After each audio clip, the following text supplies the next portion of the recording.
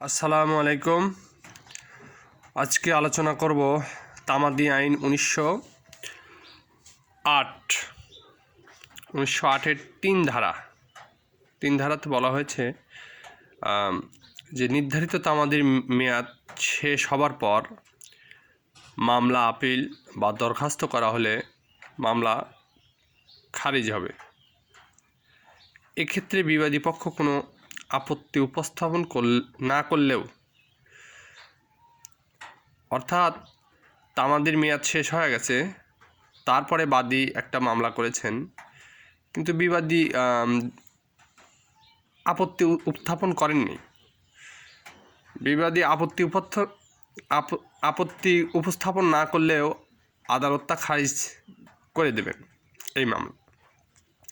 তিন ধারা অনুযায়ী তামাদির বিষয়বস্তু তিনটি: মূল মামলা, আপিল, দরখাস্ত।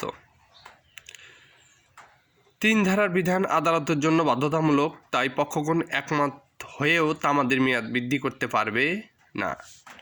আদালত তামাদির মেয়াদ উত্তীর্ণ হওয়ার ফলে কোনো মোকদ্দমা খারিজ করলে পরবর্তী ওই মামলার একই পক্ষ একই বিষয়বস্তু নিয়ে কোনো মোকদ্দমা করলে ওই মোকদ্দমা রেস জুডিসকাটা দ্বারা বাড়িতে হবে।